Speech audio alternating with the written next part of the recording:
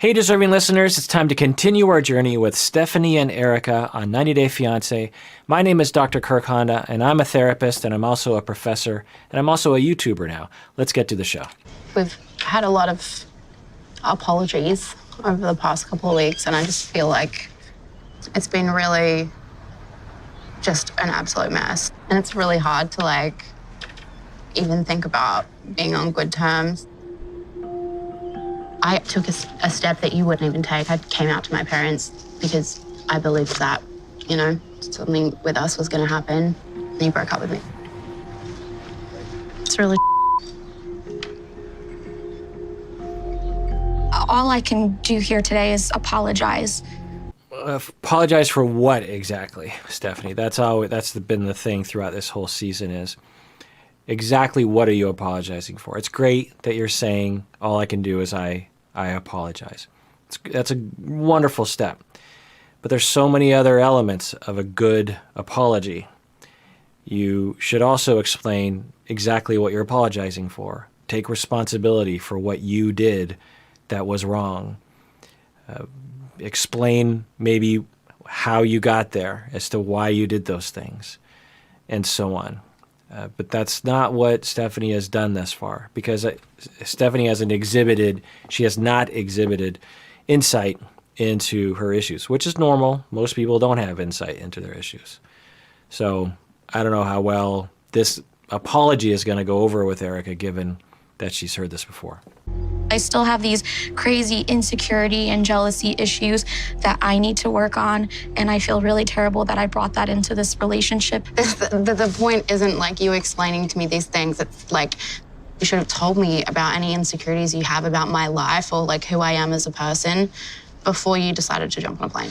So 2 thumbs up to Stephanie for saying that she has a lot of insecurities and she shouldn't have imposed that on Erika. That's great. I wish she would, really elaborate on that because I don't think Erika really heard that. I think she's still angry and hurt about what's been happening.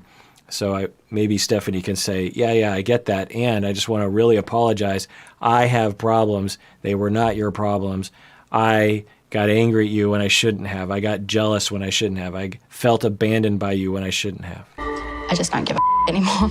Okay. To be honest, I'm sick of arguing about it. I just want to forget any of this happened. But unfortunately, I can't because all of my friends are asking me about it. My parents are asking me about it. I have to talk about it.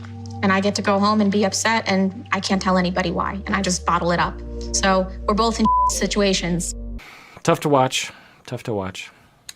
No, What is your plan? I think I'm done.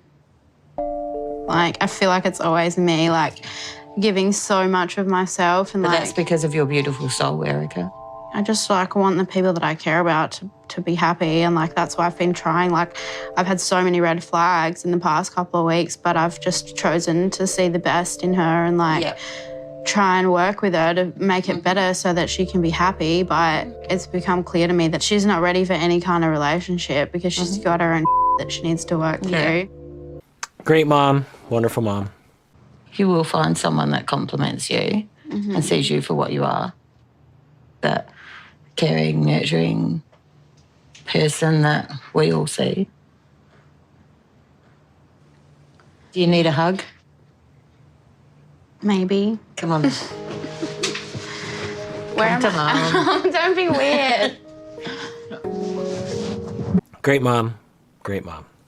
And I think just the most memorable thing I did was the cage diving with sharks. Oh my God. I can't believe I did that. I can't believe you did this. I just realized, a year ago you were having transfusion and now you are swimming with sharks. That's amazing. So, yeah, it is amazing, but I was just, freaking out though. Because I've come a long way. I know, honey. But still, I think it was really risky. You just never know, I said. So some people might be watching this and thinking come on, mom, she's a grown woman. Why are you so overprotective? It's annoying. But if you're a parent out there and your child was about to die or could die at any moment, you would at least feel similarly to her. You might not react the same way, but I just want to point that out that for any parent who risks losing their child to death, it's, that's going to rock you to your core, and it's going to make you resort to things that you might not resort to otherwise. So, I don't know. If I was to talk with the mom, I might sift through how she wants to deal with that, but I want to validate her emotions in this. Over the past few months, things between me and her took a more romantic turn. And the reason why I went to Australia was to start a relationship that was more serious with her, that would maybe lead to her moving to the United States, but it didn't work out. Why are you shaking your head? I don't know, because I know relationships you have in the past were just very toxic. And I think you are confused. Yikes, I don't know what she means exactly by that. I'm guessing we'll get more detail, but it sounds like the mom is discounting Stephanie's disclosure that she is gay or bisexual. This is a common reaction from parents and people when you come out to them. They'll be like, "Oh, you're just going through a phase. You and your weird relationships. You'll get over this, or you're just following trends. You're just trying to be like everyone else." Did they pressure those kinds of thoughts? Now, I will say that for some parents, this is a massive bomb, and we can't necessarily judge parents on their initial reaction to when you come out. Now, in a perfect world, or in a just world, we would live in a society where we didn't socialize parents to believe that this is some huge problem. And they would just be like, "Oh, okay, interesting. I didn't know that about you. Well, thanks for sharing." But we don't live in that world. And so a lot of parents have been fed very erroneous information. It's bad to be bisexual. It's wrong. It's somehow promiscuous or something. There's all sorts of ideas. And some parents will have a knee-jerk reaction that will be really problematic, but give them a few days and they'll come around.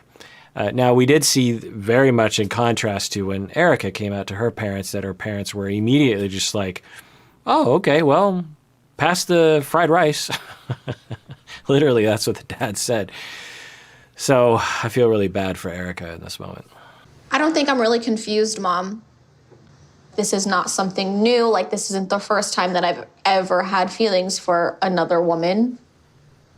I'm bisexual. This is me, who I am as a person. It just, in a way, it does make me sad. Your whole life, I see you with a Prince Charming and have a traditional wedding somewhere in the Czech Republic. I just want that for you. I think I have the right to at least tell you that. Okay, again, not the best answer when we contrast with Erika's parents, but that makes sense. For many parents, they have a vision in their mind about their child's life, and sometimes it involves heterosexual futures. And so for some parents, it's a big adjustment. It's like, "Oh, okay, wait, so the future that I had dreamed for you needs to be amended somehow," and that can be a big adjustment. So the mom is saying that. So it's not inherently that second response from the mom wasn't inherently discounting. What we would hope the mom would say would be like, "And I love you, and I'm so thankful that you came out to me, and I fully support you," those kinds of words. This is really surprising me because I just never imagined that she would be with a woman.